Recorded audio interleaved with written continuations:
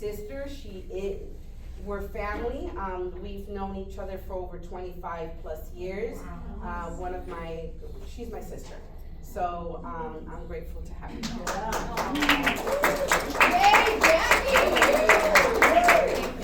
The next person we have is Monica Kluss. She is amazing. She's a real estate agent. She's born and raised in Phoenix, Arizona. Monica has been fortunate enough to travel the country and the world while dancing professionally. She is ridiculous. After having her daughter, Sophia, I love your name, Sophia, and she has her here, Monica took the leap of faith and obtained her real estate license. She is no stranger to the market. Growing up, her parents had their fair share of rental and rehab properties. She was submerged in the process at a very young age and now has taken a spot in the forefront of the process and transactions. Over the years, she has managed to build a team of contractors, painters, electricians, you name it, to be there for her clients based on their needs list. And if you ever bought or sold, you know how helpful this is. Celebrating her 10th year in business, Monica has been able to build her brand as an independent agent and helped over 150 families buy and sell their homes. That's what she loves about the business the most, is the relationships she has been able to make over the years. And her business has turned into 95% referral and word of mouth due to her care and the service she provides to her clients. And she has constant testimonials, and that Monica is a trustworthy agent, and in an industry that doesn't have the best reputation, she holds this to a higher standard, and she is part of every transaction and every step of the way. Nice. Monica, I've also known for over, and I'm not being biased, I know everybody, for over 25 years. We met here in Arizona in the dance industry, and when I moved to LA, she went out there. She was my roommate for a little bit, so that was a lot of fun.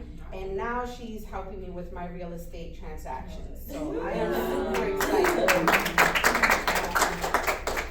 The next person that we have is Miss Adelia Fakri. Super excited to have this woman here. Adelia is a Chief Marketing Officer of Event High, an online ticketing platform revolutionizing the cannabis events industry. With over a decade of experience in corporate, consumer electronics, and cannabis sectors, Adelia is a recognized leader, earning the 2023 Leadership Impact Award from ICBWA for her contributions in the space. And as a co-founder of Blunt Brunch, Adelia is passionate about building community and fostering connections. She actively supports organizations like the International Cannabis Business Women's Association, Lift Experiences and Events, and This Is Jane Project, reflecting her commitment to empowering others. Beyond her professional roles, Adelia mentors women and entrepreneurs, inspire them. Y'all got a lot. They're amazing. That's how amazing they are. Beyond her professional roles, she mentors women and entrepreneurs, inspiring them to navigate the cannabis industry with confidence. A thought leader in the events and cannabis, she's dedicated to driving innovation, building community, and creating a lasting impact. Woo. Yeah! Funny story is we both lived in California. We met online in California, and we're like, we gotta go meet and have coffee and lunch and get together. It never happened. So we both moved here to Arizona in person. The next person that we have is Miss Natalie McQueen. So Natalie McQueen is the founder of Gifts of Legacy, an innovative creator of Mind Talking Journal. She is a publisher who has successfully brought over 1,400 authors to the #1 international bestseller. If it weren't for her, a lot of us wouldn't be here. Natalie is a 12-time best-selling author, including her book, Gifts of Legacy, the ultimate blueprint for generations to enjoy. As a legacy designer, Natalie guides people to share their wisdom of their life stories and heartfelt messages in legacy books, family books, business books, anthologies, and memoirs. Natalie's mission to elevate entrepreneurs' voices to inspire the world with their video messages comes through in her unique creation, My Talking Journal, which you're going to hear about today. I want to mention her motto. Her motto is "Don't leave a mess, leave a legacy." Ah, very good. And then last but not least, we have Miss Zabdi Love. Zabdi Love is an entrepreneur and transformational life coach dedicated to guiding individuals on their personal growth journeys. As the founder of Zap Warrior, she empowers clients to embrace their authentic selves and overcome spiritual challenges. With a background in psychology from ASU, Zabdi integrates academic knowledge with personal experience to facilitate holistic healing and transformation. Thank you so much, ladies, for being here. I'm super, super excited to have you here. So now I introduced all of you, but now I want to just start with each one of you, if you can give me a few minutes of a little bit about yourself, your business, your career, who you are, what you do, why you're doing it, and what got you here. So we'll start with Miss Jackie. Well, first of all, I just want to say thank you so much, and thank you to my sister, Pinky. We've been longtime friends, and she actually plays a really huge role in where I'm at today, and I love to tell this story because we had just kind of met. Our friendship was kind of new, and we were in California for a dance thing, and we just had a moment in the hotel room, and I was just telling her, like, things that I wanted to do, like hopes and dreams, but I just couldn't see myself doing them because I was a young mom. And the relationship that I was in at the time, I just had a lot to do. So I just didn't see myself doing anything outside of being a stay-at-home mom. And Pinky was just, she starts asking me questions, and I'm like, well, I really want to go to radio broadcasting school. And she just encouraged me, and she goes, and you're going to go back, and you're going to go to that school, and you're going to make it happen. And I was like, yeah. And I'm crying, and she was just so amazing. And, you know, and that's just to speak volumes on who she is and her character and how she's always willing to help. And like I said, we weren't friends for a long, long time at that time, and she was just like, she saw the vision, right?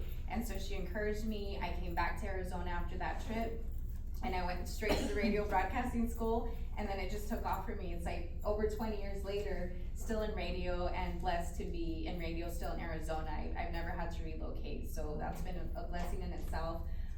But that's kind of what started my journey, and then along the way, I just met a lot of meaningful people.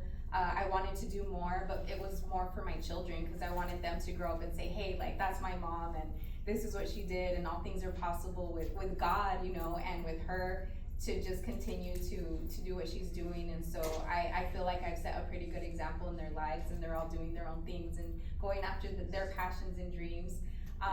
And so now I'm able to not only do what I love, but also one of my main things in my heart is community, like Pinky was mentioning. So I am involved in a lot of nonprofits here in Arizona. I mean, and those are just to name a few, but that's where my heart is. And it's just, it's funny how God works because he will put me in the places that I need to be, right? And just trusting the process. It's not easy, but just trusting the process. And so now I'm able to work in radio, but I was also given my own show that's called Community Circle, and it airs on Sunday mornings. And yeah, so it allows me to be even more involved with the community. I mean, if there is a cause and a need, I'm very thankful that I'm just a phone call away to be able to help our community here, from single mothers to breast cancer to prostate cancer to like children that are blind. Like, I've worked with so many amazing, and I've met so many amazing people. So it just encourages me to continue to be on this path, not just for myself, but for the community and for families that are less fortunate or anybody that has a need. And I'm just so thankful. And I just want to say that, you know, I'm very thankful to Jesus Christ, my Lord and Savior, to continue to put me on this path to do what I'm called to do. All right, Miss Monica. Moderator of the community thing. Oh, yeah. Absolutely. Anybody else? Open invitation if you guys know of anybody. Yeah. A lot of similarities to your story with mine, as my main vehicle is real estate, but I also still carry out my passion, which is dance, and it just forever will be there. And Pinky's brother is actually who taught me how to break. B-Boy House. Love that guy. As I'm forever Love that guy. Oh, he's amazing. So the previous to real estate, yes, professional dancer, bounced around all over the place. And then Sophia came along, so I knew I had to pivot, and I came back here and moved to Phoenix, and I kept the doors of dance and entertainment on like no-brainer auditions, like private auditions, where the door was just kept getting shut in my face. And so I kind of like sat back and like, okay, I gotta let it go and let God, because it was one of those situations where I'm like, something like is not wanting me to move. Like there's something here and I'm not seeing it. And because of my upbringing with real estate around my parents, that's always something that was attractive to me. I did try, you know, working for other people and being an employee, and I just found out very quickly that wasn't for me. I like both my parents are entrepreneurs. So I just decided to pull the trigger and get my real estate license, and it was a slow move because I was 1 foot in, 1 foot out. And then, you know, your children are literally your reason why. Yeah. So, and I also did not have her biological human in the picture at all. Like no child support, no nothing. So I had like an extra layer there of like, I cannot fail her. I am not getting any money. Like you need to make this work out. And then fast forward 10 years in a business where in the first year, 80% of realtors tap out. I'm really grateful to still be in business. And to your point, like I've gotten to the flow of things where I really want to use this and take a step into community service. And very specific, so that's what I really want to talk to you about. Anyways, but yeah, that's pretty much the gist of it. Nice. And that's what we're here for. I really want everybody to get to know each other, and that's why I love doing these events, because I want to build the community, because it's always, you know, better together than apart doing things, and we can just lift each other up. And that's why I wanted to bring, you know, where we can collaborate, we can build together, and we don't have to do this alone, because I know a lot of us here are entrepreneurs, business owners, freelancers, or even just moms. Like I say, moms have that's a full career and job. We just don't get paid for it. But all right, now, Miss Adelia, can you tell us a little bit about you, please? Yeah. Well, thank you all for being here. I'm really excited and really grateful for the opportunity. So as my background, you know, I was in the consumer electronic industry. I was building my career in that landscape. It was also at a time though where I knew it was going to be that much harder to grow within the company I was at. So at that time I was thinking, do I want to find a different company in this industry? But life hit me. I found out we were pregnant, and unfortunately quickly after I found out I was having an ectopic pregnancy. I had to have an emergency surgery, and after that I lost who I was. I literally, for a year, I did not want to leave my house. I was depressed, emotionally, physically going through all these things. And my husband now, at the time boyfriend, he said, you know, he mentioned cannabis, and I laughed. You know, I grew up with a sheriff as my dad. And, God bless the 70s. Very, you know, cannabis was, you know, there's a lot behind it. And so I laughed at him. I literally was like, what do you mean use cannabis? I'm gonna get the munchies, like it was just, how was that gonna help me? I was very naive in the sense I didn't know any medical benefits at the time. But I was ready, you know, pharmaceuticals are not my thing, it just makes me really sick, I don't like how it makes me feel groggy, so I didn't want to go that route, and I ended up trying cannabis, and it literally saved my life. Emotionally, I found myself again. Physically, I got to work through the healing component, and I decided at that point I wanted to do something. I wanted to help break the stigma. I wanted to show like this is what an everyday person looks like that can be in this industry and help move it forward. And so I ended up launching a digital media company. We were like a TechCrunch or entrepreneur.com for cannabis. It was a little bit early in the time. I did raise money for that company, but it was hard building a media platform. So closed that business and then launched Event High, which is a ticketing platform in the cannabis industry. It's compliant.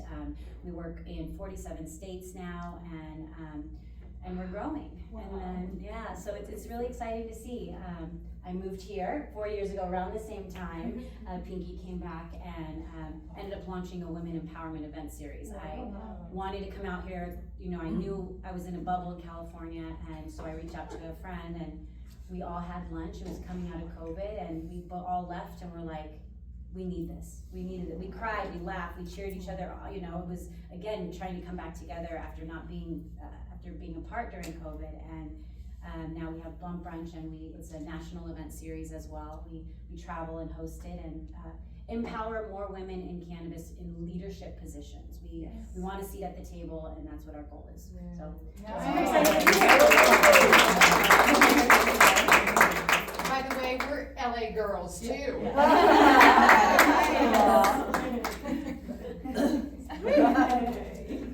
Miss Natalie McQueen. All right, I am thrilled. This is an amazing panel.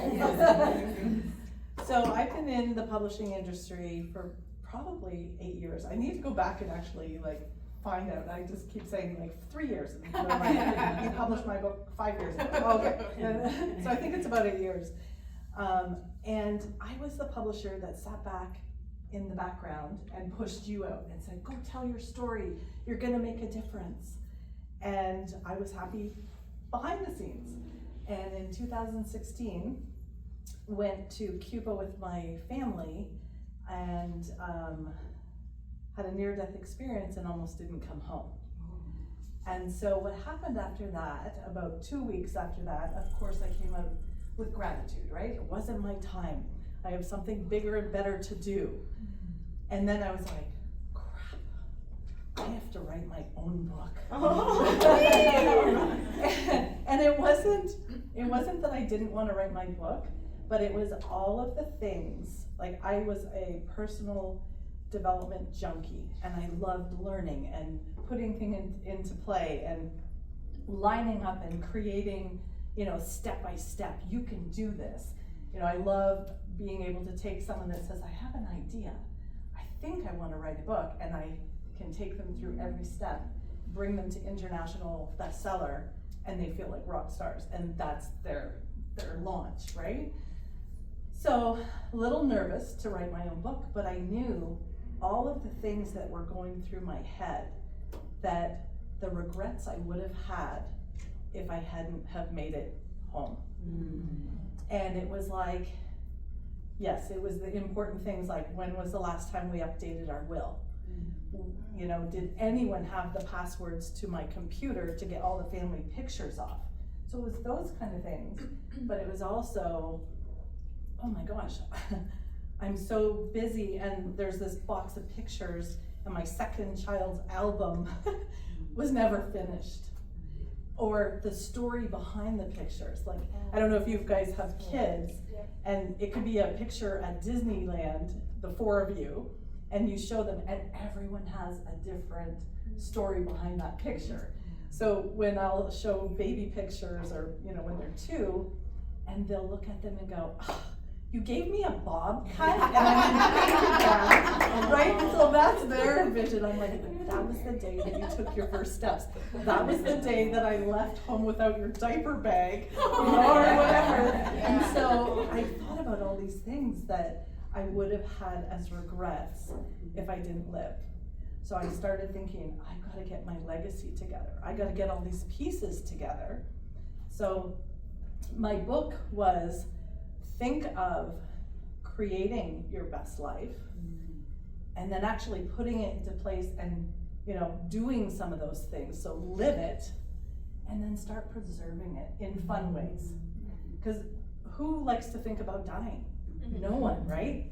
Guess what? We're all gonna die. And so why not be prepared? And that's why my motto, don't leave a mess, leave a legacy, can be a fun thing. Wow. And so I love doing compilation books and things where you get the heart of a community and everyone's different life experience put together in a beautiful publication. So I really look forward to getting to know you guys better, and I've published with many of you, so let's continue. Yes. This is the book. Yeah. It's so funny, when you brought up the pictures, there's a picture of me and both of my brothers, and one of them is like 2 in this picture, and he's, and this is of course the 80s, and he has a baby bottle, but there's brown stuff in it. Oh no. And then I'm like, we're like, Mom, did you have Coke? Is that Coke inside of? And it probably was. Back in the day, like, this is what Pepsi we and did. milk. It was not British milk. We were Shirley. like, is that Coca-Cola inside that bottle? So it's No funny. so funny. So funny you bring that up. Your mom's like, that was just a bad day. I know, yeah. What was in my coffee cup? Then there's one where I'm like crying, and we're like, I don't know what's happening, and yeah, That's funny. it's so funny.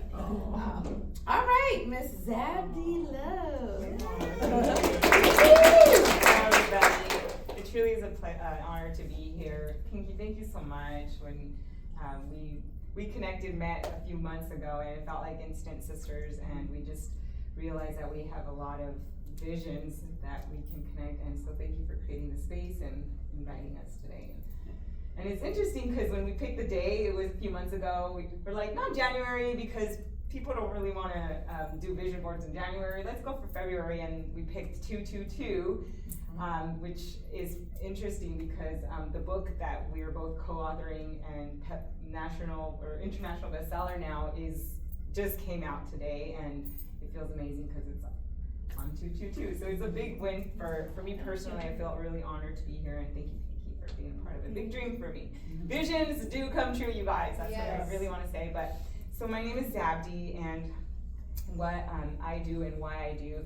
I grew up a pastor's kid, and I was in love with faith that I was raised in, but there was a thing that happened that as a pastor's daughter, you're not supposed to get pregnant out of wedlock, that kind of thing. Well, that's my story.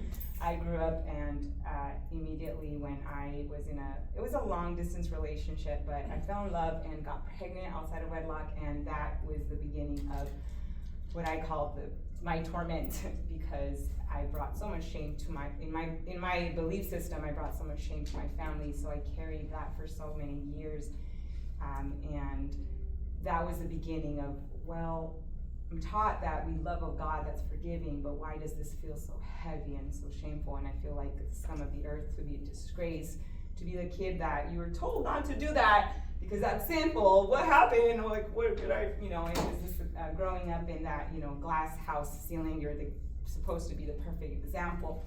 So I dealt with shame for so many years and depression, and as I evolved and grew, and I was in the personal development industry for several years, I started realizing that, wait a minute, there's something here. The story that I've been told or grew up in it's not making sense. Why does it feel like I'm with this grief of shame, and I don't feel free from a God that is unconditional in love? So that was the beginning of my journey in searching for answers and finding out what really I was meant to be on this earth to do. And it was a very high controlled type of religion that I grew up where women were not allowed to do a lot of things. And as I unlayered and unlayered, I started realizing this can't be right. I don't feel like this is where I'm supposed to be, and that's where the transformation began. And fast forward to the end of 2020, I said, I'm gonna do this. I'm gonna help women find their voice out of spiritual oppression. And just around that time, I experienced my mom's passing away, a breakdown in my marriage that led into a divorce, and I had I had 3 kids at the time and giving birth to my 3rd. And so it was just a series of years of hardship after hardship, but that was the breaking of the old me and the finding of the new me. And eventually, when I discovered that I was called to be a voice for women, to find their voice, I couldn't seem to express it, and I'm still learning, to share my story, because it's been a huge part of like the hiding and why I've been like, I'm just gonna pretend that I don't have these gifts and hide from the world. And so there was a moment in time where I felt like I had done everything right. We rebuilt the relationship with my ex, but I was still not living the life that I wanted. I was out there trying to promote myself as this life coach to transform lives, but I personally did not believe it. I hadn't embodied it. It was in my mind, but it was not in my body. And I remember one day just really screaming out to heavens and recorded it. And I said, you gotta help me. This mission is not working. I'm not suicidal. I'm not gonna kill myself, but I wanna quit this mission. I'm done. I can't. And just surely just around the corner, I discovered a psychedelic therapy.